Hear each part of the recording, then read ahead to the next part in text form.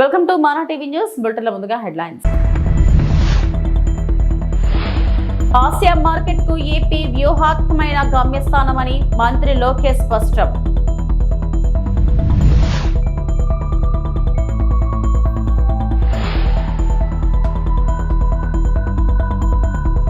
తిరుమల శ్రీవారికి కానుకగా 2.4 కోట్ల విలువైన బంగారు శంకు చక్రాలు.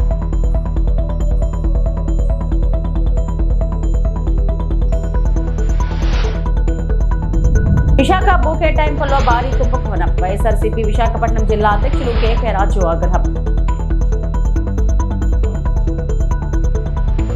భారతదేశంలో తమ కార్యకలాపాలను విస్తరించడం ద్వారా విస్తృత ఆసియా మార్కెట్ ను యాక్సెస్ చేయాలని చూస్తున్న వ్యాపార సంస్థలకు ఆంధ్రప్రదేశ్ వ్యూహాత్మకమైన గమ్యస్థానంగా ఉందని రాష్ట్ర విద్య, ఐటీ, ఎలక్ట్రానిక్స్ శాఖల మంత్రి నారా లోకేష్ పేర్కొన్నారు. ఐటీ, ఎలక్ట్రానిక్స్, సెమీ కండక్టర్స్ మరియు ఇన్నోవేషన్స్, ఎకోసిస్టమ్స్, ఏఐ, ఫిన్టెక్ రంగాల్లో ఆంధ్రప్రదేశ్ ను భవిష్యత్తులో శక్తివంతం చేయడం అనే అంశంపై సింగపూర్ షాంగ్రీలా హోటల్లో ఏర్పాటు చేసిన బిజినెస్ రౌండ్ టేబుల్ సమావేశంలో మంత్రి నారా లోకేష్ పాల్గొన్నారు. ఆంధ్రప్రదేశ్ ఒక దార్శనిక రాష్ట్రం. భవిష్యత్తు పట్ల స్పష్టమైన దార్శనికత కలిగి ఆర్థిక వృద్ధిని ముందుకు నడిపించడానికి, పౌర సేవలను మెరుగుపరచడానికి సాంకేతిక శక్తిని ఉపయోగించుకోవడంలో మేము నిబద్ధతతో పనిచేస్తున్నాం. పరస్పరం అనుసంధానమైన నేటి ప్రపంచంలో సాంకేతికత కేవలం ఒక టూల్ మాత్రమే కాదని, విజయానికి ఒక ప్రాథమిక అవసరమని మేము గుర్తించామని నారా లోకేష్ పేర్కొన్నారు.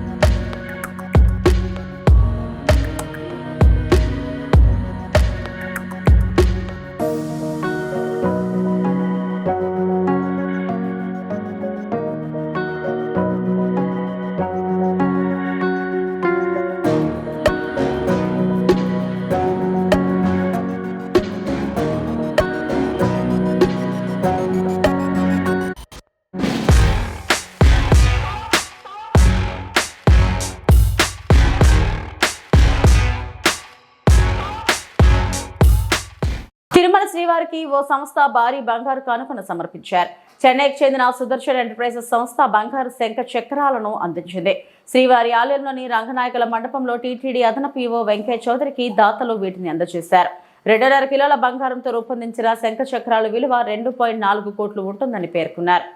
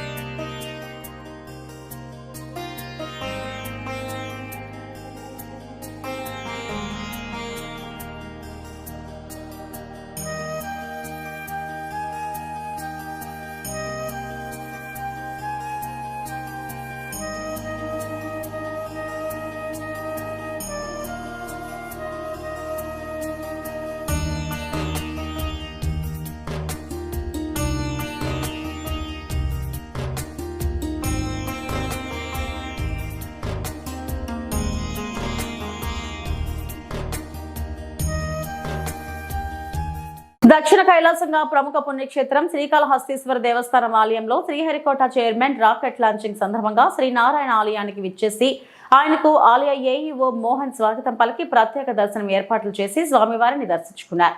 అనంతరం మృత్యుంజయ స్వామి వద్ద శ్రీహరికోట చైర్మన్ కి స్వామివారి చిత్రపటాన్ని తీర్థ ప్రసాదాలను అందజేశారు. కార్యక్రమంలో శ్రీహరికోట పిఆర్ఓ శ్రీహరి, శ్రీకాళహస్తీశ్వర దేవస్థానం అధికారులు నాగభూషణ్ రవి తదితరులు పాల్గొన్నారు.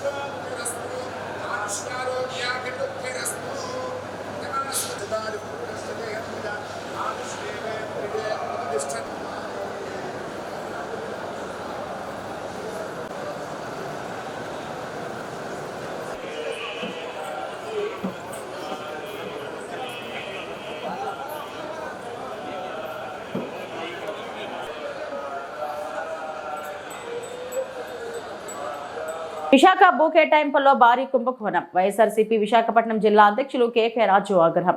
విశాఖలోని వైఎస్ఆర్సీపీ సిటీ కార్యాలయంలో మీడియాతో మాట్లాడిన కేకే రాజు అత్యంత ఖరీదైన భూములను కారు చౌకగా కొట్టేస్తున్నారు. లూలు, సత్వ, కపిల్ గ్రూప్, ఉర్సా, ఏఎన్ఎస్ఆర్ సంస్థలతో చంద్రబాబు లూలిచి పప్పు బెల్లాల భూ కేటాయింపుల వెనుక అతిపెద్ద అవినీతి దందా. భూ కేటాయింపులను తక్షణం రద్దు చేయాలి. విశాఖపట్నం జిల్లా వైఎస్ఆర్సీపీ అధ్యక్షులు కేకే రాజు డిమాండ్. ఈరోజు అధికారంలోకి వచ్చిన మొదటి క్షణం నుంచి ఉత్తరాంధ్ర ప్రాంతం పైన వివక్ష చూపిస్తూ ఉత్తరాంధ్ర ప్రాంత అభివృద్ధికి అడుగడిగినా కూడా మోకాలడ్డుతూ ఎక్కడ విశాఖపట్నం అభివృద్ధి చెందితే, ఎక్కడ ఉత్తరాంధ్ర ప్రాంతం అభివృద్ధి చెందితే అమరావతికి ఎవరో కూడా పెట్టుబడిదారులు రారు. అమరావతిని అభివృద్ధి చేసుకోవాలి అంటే అమరావతిలో వాళ్ళకున్న వేలాది ఎకరాల భూముల్ని, వారి బినామీలు ఉన్న రియల్ ఎస్టేట్ సంస్థల యొక్క భూముల యొక్క విలువ పెంచుకోవాలంటే విశాఖపట్నం అభివృద్ధి చెందకూడదు అని ఉద్దేశంతో ఈరోజు ఏ విధంగా వ్యవహరిస్తున్నారో తెలుసు.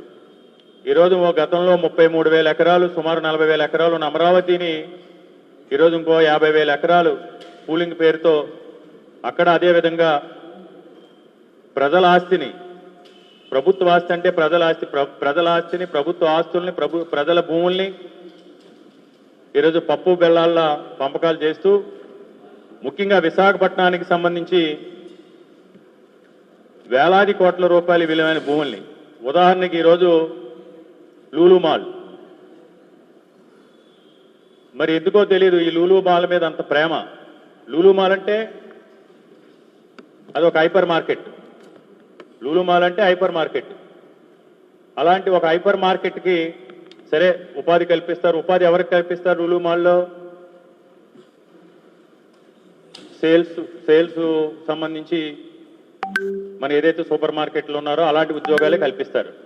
అంతే కదా, లూలు మాల్కి సంబంధించి లక్షలాది జీతాలు వచ్చే జీతాలు ఇచ్చే ఉద్యోగాలు ఏమి లూలు మాల్లో కల్పించారు కదా.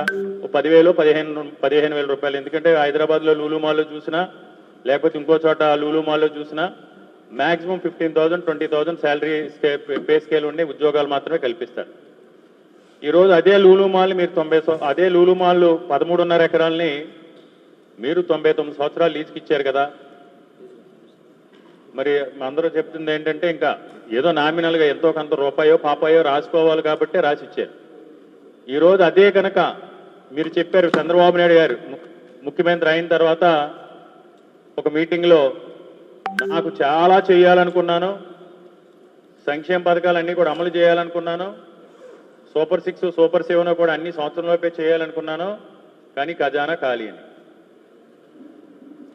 అంటే ఖజానా ఖాళీ అవటానికి కారణం ఇక్కడ ఖజానాలో ఉన్న డబ్బులు సింగపూర్ తరలిపోతున్నాయా,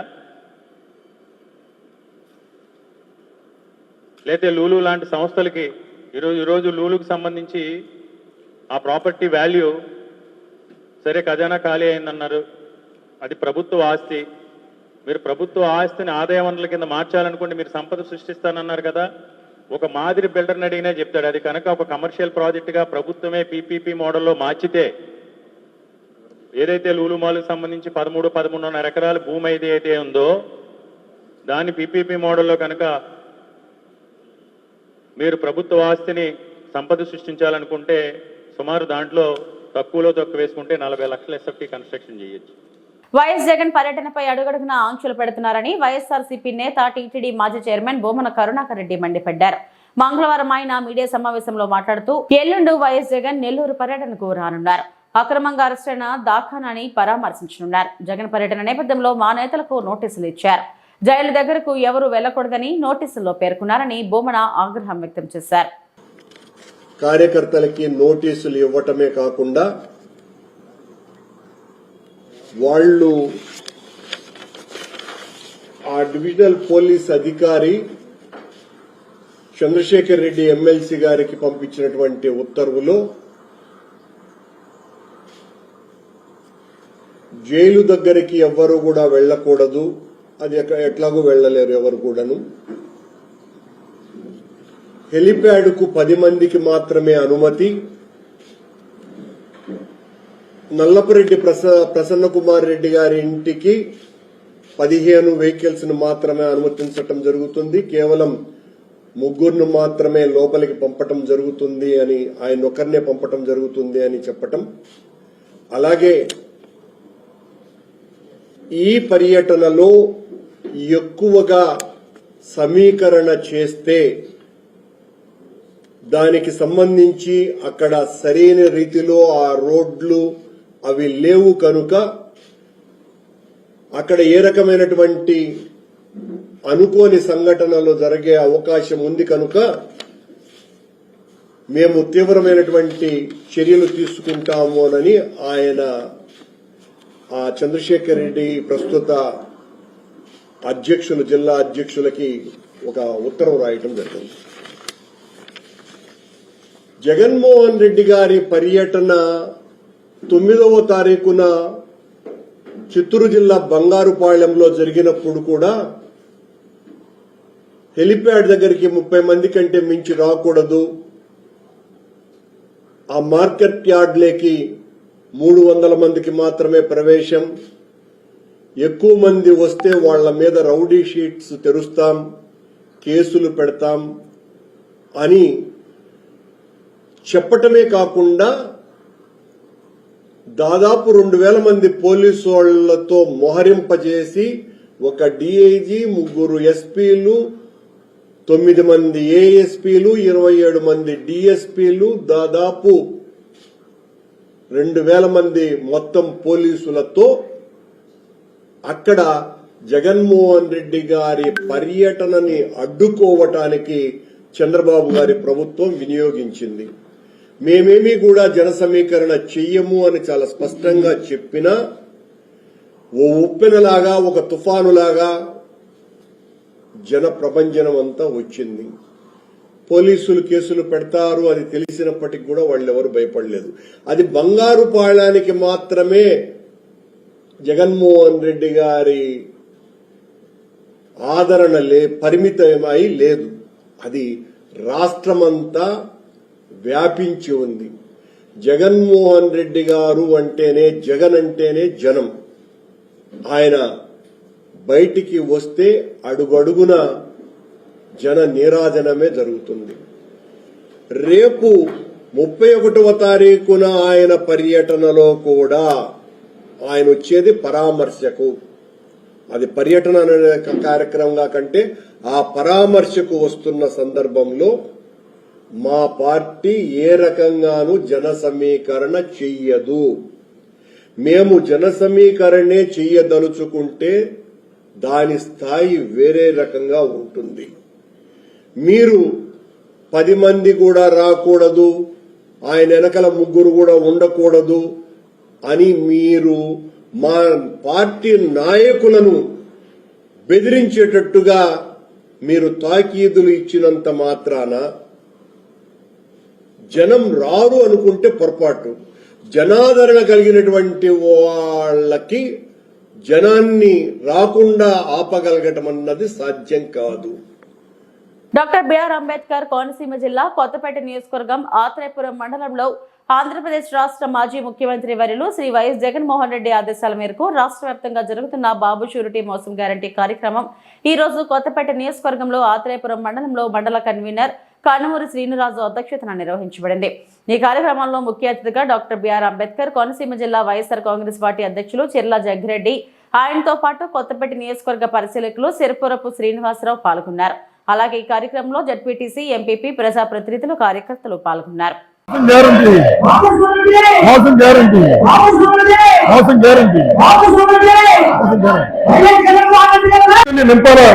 ఇవాళ మన కార్యకర్తలు ఎవరు వెనకలియాల్సిన అవసరం లేదు.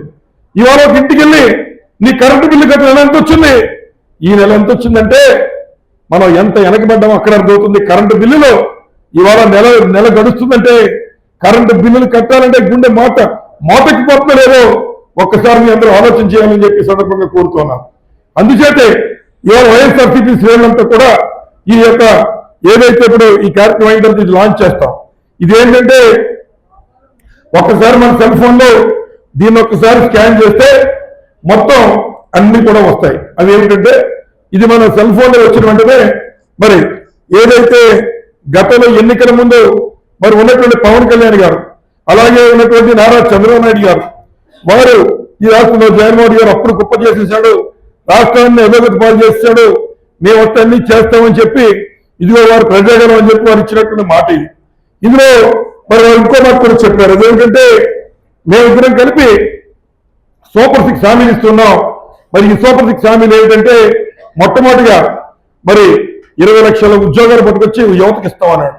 ఇచ్చిన దాఖలాలు లేవు. లేదా ఉద్యోగం ఇవ్వలేకపోతే 3,000 రూపాయలు నిరుద్యోగం గుర్తిస్తాను. అంటే ఇప్పటికి 36,000 ఉన్న యువతకి బాకీ ఉన్నాడు నారా చంద్రబాబు నాయుడు గారు. అది ఇవ్వలేదు. అలాగే ఉచిత గ్యాస్ అన్నాడు, ఒకటి ఇచ్చి మిగిలిని గాలి వదిలేశాడు. ఉచిత బస్సు అన్నాడు, అది తుస్సు. అలాగే మరి తల్లికి 100 అన్నాడు. ఇవాళ కూడా 80 లక్షల మంది తల్లులుంటే అందులో 50 లక్షల మందికి కూడా సక్రమంగా ఇవ్వకుండా అందులో కొంతమందికి 7,000, కొంతమందికి 8,000, 9,000 ఇస్తూ ఉన్నాడు. కొంతమందికి అయితే ఎస్సీ బీసీలకి కేంద్ర ప్రభుత్వం నుంచి మా వాటా రావాలి, ఆ వాటా వచ్చి ఇస్తాం, మిగిలింది మీకు వేస్తున్నాం అని చెప్పి 5,000, 6,000 వేసే పరిస్థితి నా దగ్గర ఆల్రెడీ వీడియోలు ఉన్నాయి. ఆ రకమైన కార్యక్రమం చేస్తూ ఉన్నాడు. అలాగే మరి ఏదైతే ఎస్సీ, ఎస్టీ, బీసీ మైనార్టీలు ఎవరైతే 50 సంవత్సరాలు దాటాయో వారికి పెన్షన్ ఇస్తారని చెప్పాడు. ఇంతవరకు ఎస్సీ, బీసీలు ఎవరికైనా 50 సంవత్సరాలు దాటిన వారికి పెన్షన్ ఇచ్చిన దాఖలాలు లేవు. మరి ఎన్ని చెప్పి మరి ప్రజలను మోసం చేసినప్పుడు మనం కూడా ప్రజల వద్దకు వెళ్ళి వారిని చైతన్యపరిచే కార్యక్రమం చేయాలి. ఎందుకంటే మామూలుగా మన ఇంట్లో ఆడవాళ్ళు మనం రావులపురం లేకపోతే రాజమండ్రి వెళ్తాం. ఎందుకు ఏమన్నా కొనుక్కోవడానికి. ఏ టీవీలో కొనాలనుకోండి, ఏమడుగుతాం? గ్యారంటీ ఉందా, వారంటీ ఉందా అని అడుగుతాం. ఆడు గ్యారంటీ లేదు, వారంటీ లేదు వచ్చేస్తాం బయట. లేదా 5 సంవత్సరాలు గ్యారంటీ, 10 సంవత్సరాలు వారంటీ అంటాడు. ఏలూరు జిల్లా కామవరపుకోటలోని లక్షలాది రూపాయలు పెట్టుబడి పెట్టి నిరుపయోగముగా మారిన చెత్త నుండి సంపద తయారీ కేంద్రం. ఈ కేంద్రంలో ప్లాస్టిక్, వ్యర్థ పదార్థాలు రీసైక్లింగ్ చేసే మిషనరీ ప్రస్తుతం పనిచేయడం లేదు. చెత్త సేకరించి సైకిల్ కూడా మూలన పడింది. ఈ కేంద్రం ముఖ్య ఉద్దేశం పంచాయతీలోని చెత్తను ట్రాక్టర్ ద్వారా సేకరించి ఇందులో ఉన్న ప్లాస్టిక్, వ్యర్థ పదార్థాలు, గాజు సీసాలు, అట్టపెట్టెలు వేరు చేసి రీసైక్లింగ్ ద్వారా పంచాయతీకి ఆదాయాన్ని చేకూర్చడం. ఈ కేంద్రంలో సేంద్రియ ఎరువును వానపాముల ద్వారా తయారు చేసి రైతులకు కేజీ ఒక్కింటికి 7 రూపాయలు చొప్పున అమ్మి పంచాయతీకి ఆదాయం చేకూరుస్తున్నారు. దీనికి ఆనుకొని డంపింగ్ యార్డ్ ఉండటం వల్ల పంచాయతీ సేకరించిన చెత్తను, ప్లాస్టిక్ వ్యర్థాలను తగులపెట్టడం వల్ల ఈ రోడ్డు గుండా ప్రయాణించే ప్రజలు మరియు చుట్టుపక్కల గ్రామస్తులు కాలుష్యానికి గురి కావాల్సి వస్తుందని ఆవేదన వ్యక్తం చేస్తున్నారు. ఇప్పటికైనా అధికారులు స్పందించి స్థానికులు కాలుష్యానికి గురి కాకుండా తగిన చర్యలు తీసుకోవాలని తెలిపారు.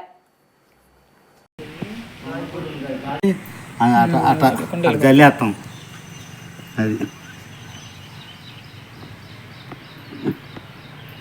వెళ్ళిపోయింది ఒకటి చాలు అదిగోండి. ఓకే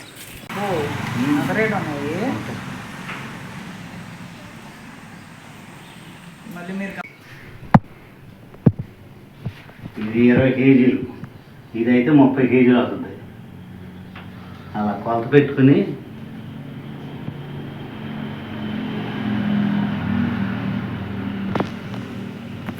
అలా ఆ రోజులు అక్కడ ఉండిపోయింది. లేకపోతే ఈ కవర ఆడే ఇప్పుడు పేపర్ని ఏం చేస్తాయండి ఇవి?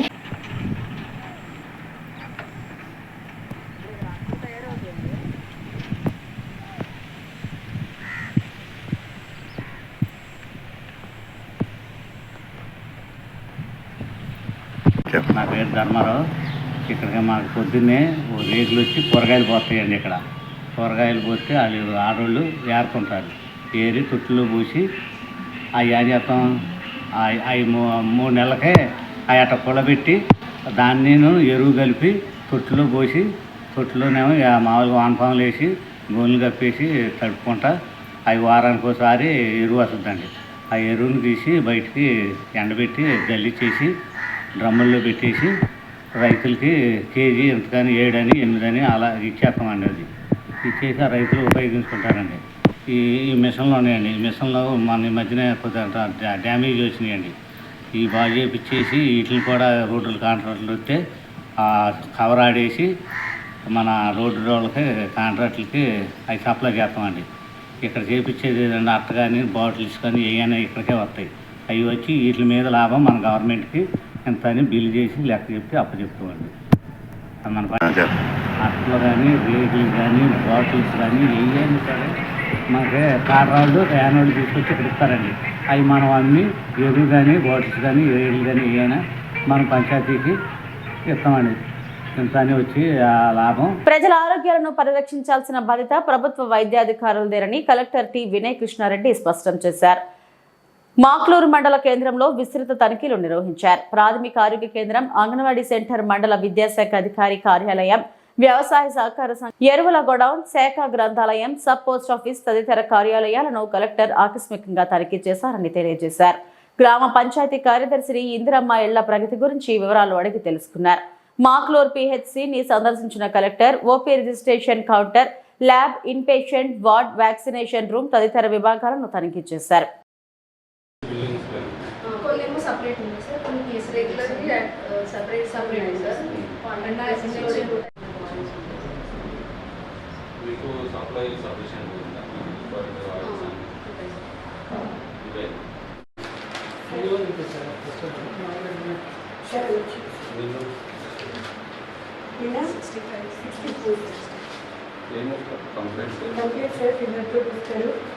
కోల్డ్, కాఫ్, ముందు ఇంజురీ, అలర్జీ, ఇన్వెస్టిగేషన్స్ కోసం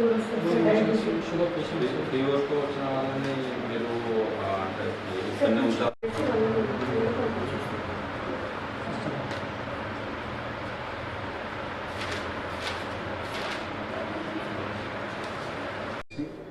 కాస్టింగ్ ప్రొఫైల్ అనుకుంటాం సార్.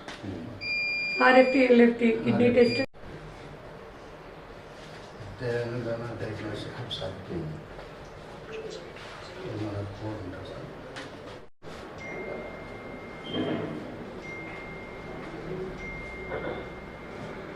ఓపెన్ చేసి నాకు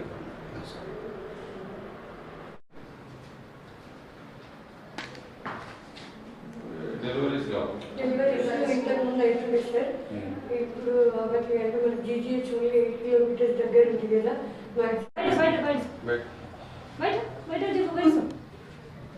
వాటర్ వస్తుంది దానికి ట్యాప్ లేదు. అన్ని దొంగలెక్కుతారు సార్. పెట్టి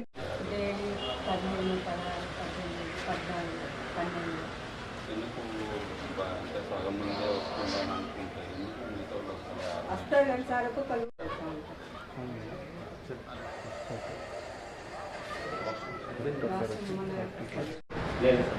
స్థాయిలు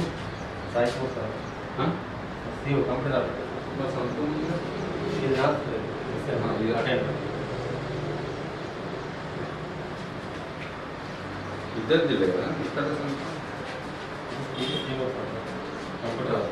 సన్ ఆఫ్ సాయిల్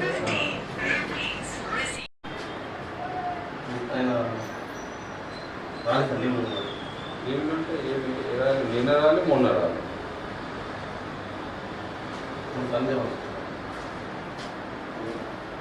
మొన్న 27 సండే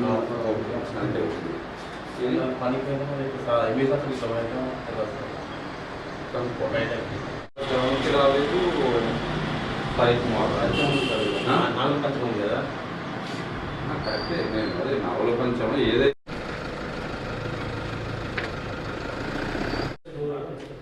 ఇది వచ్చి కూడా వారం ముందు కూడా వారం నుంచి మీరు సఫిషియెంట్గా అంటే ముందు పేమెంట్ చేసుకుంటా. పేమెంట్ ఇప్పుడు మొక్కజొన్నది పడిపోయింది కదా, డోసు అయిపోయింది. 234 బ్యాగ్స్ ఒకటి బోర్డు పెట్టింది ప్రజెంటేషన్లో వేస్తాం. శశి గారు రామ్ సార్ సార్ మరుసటి రోజు సార్ ఈరోజు క్యాబినెట్ మరుసటి రోజు. ఎప్పుడైనా మీకు ఈ సీజన్లో తక్కువ పడుతుందా? ఈ సీజన్లో ఏం తక్కువ అండి సార్. ఎప్పుడు పోయినసారి కంటే ఎక్కువ లేదు సార్. పోయినసారి ఎందుకంటే మా దగ్గర కాంప్లెక్స్ లేదు సార్, బయట తీసుకున్నాం. కాంప్లెక్స్ లేదు, మళ్ళీ వీడియో కూడా తక్కువ తీసుకుపోయింది సార్.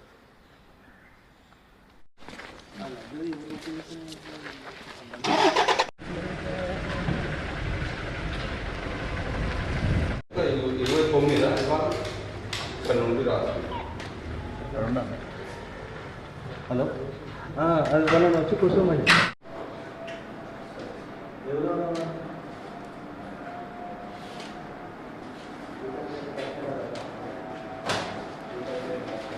మరి ఇది ఏనాడు ఏనాడు ఈనాడు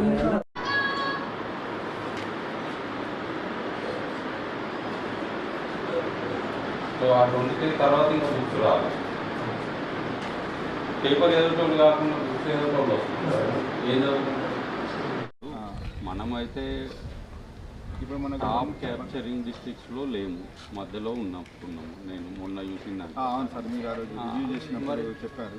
మరి రోజు చేస్తున్నాం సార్, అందరూ టెక్నికల్ ప్రాబ్లం కేవలం మీడియాలో చేసినా కానీ రాలేదు.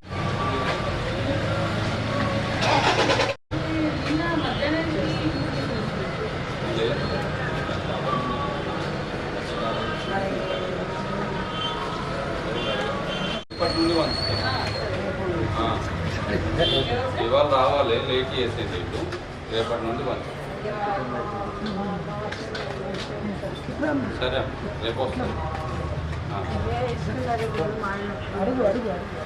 ఇవి ఇప్పటివరకు నా బులెటిన్ అప్డేట్స్. నమస్తే.